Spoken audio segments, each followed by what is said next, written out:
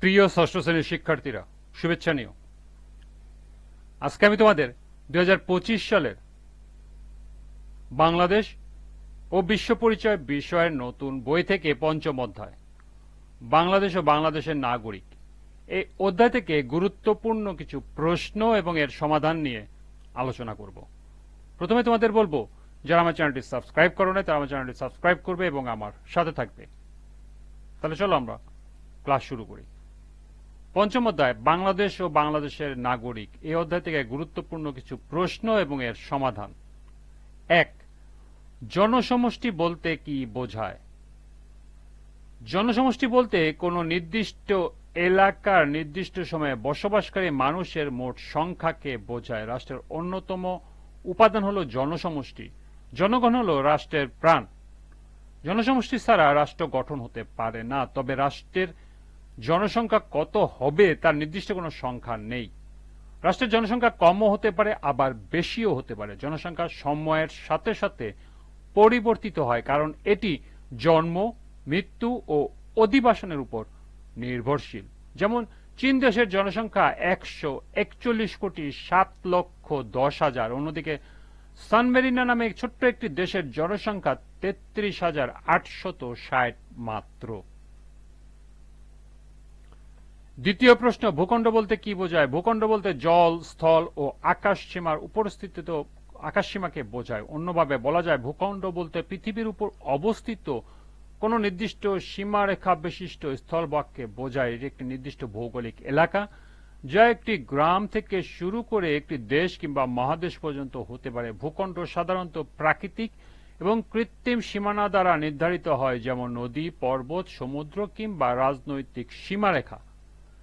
রাষ্ট্রের অপরিহার্য উপাদান হল নির্দিষ্ট ভূখণ্ড। একটি রাষ্ট্রের ভূখণ্ড আয়তন অনেক সময় বড় হতে পারে, আবার অনেক ছোট হতে পারে। যেমন ভ্যাটিকান সিটি আয়তন যথাক্রমে প্রায় 0.18 বর্গ কিলোমিটার।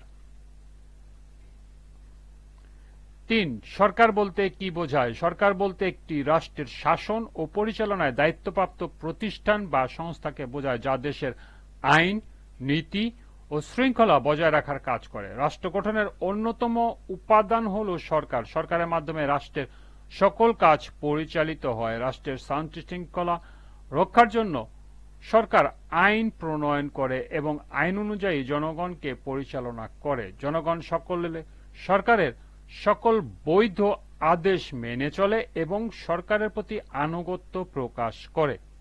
সরকারের প্রধান দায়িত্ব হচ্ছে দেশের নাগরিকদের নিরাপত্তা, মৌলিক অধিকার ও কল্যাণ নিশ্চিত করা। সরকার একটি রাষ্ট্রের চালিকা শক্তি এবং জনগণের আশা আকাঙ্ক্ষার প্রতিফলন। 4 নম্বর প্রশ্ন, সার্বভৌমত্ব বলতে কি বোঝায়? সার্বভৌমত্ব বলতে একটি রাষ্ট্রের সর্বোচ্চ ক্ষমতা ও পূর্ণ স্বাধীনতাকে বোঝায়, যার মাধ্যমে রাষ্ট্র নিজস্ব ভূখণ্ড, জনগণ ও শাসন ব্যবস্থার উপর সর্বাধিকার ভোগ করে।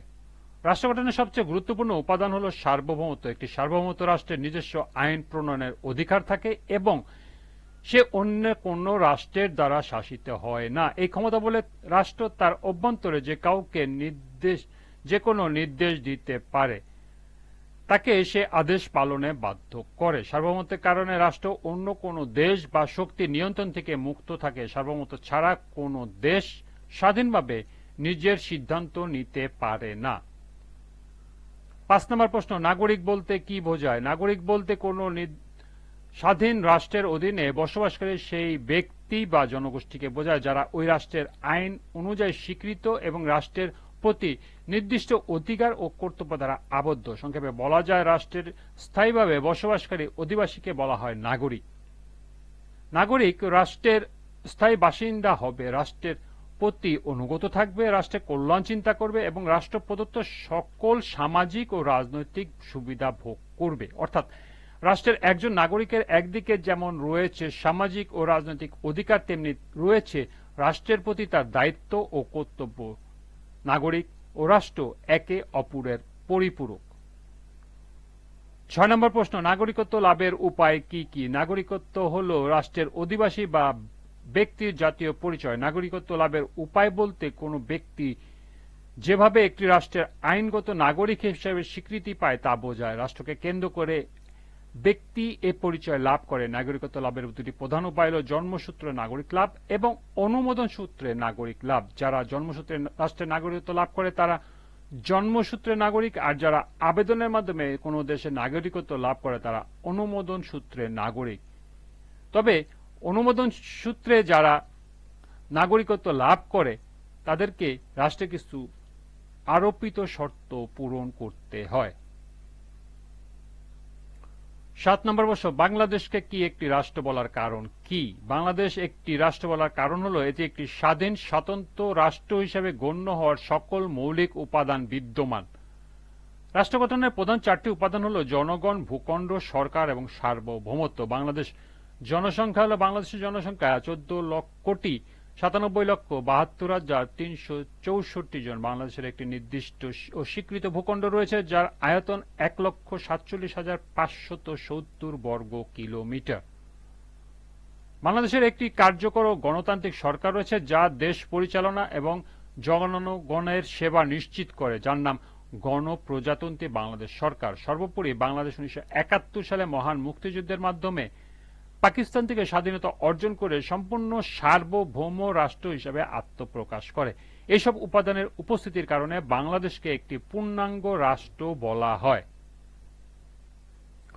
8 নম্বর প্রশ্ন, জন্মসূত্র নীতি বলতে কি বোঝায়? জন্মসূত্র নীতি বলতে নাগরিকদের লাভের সেই নীতিকে বোঝানো হয় যার ভিত্তিতে কোনো ব্যক্তি জন্মের মাধ্যমে একটি দেশের নাগরিক হিসাবে স্বীকৃতি পায়।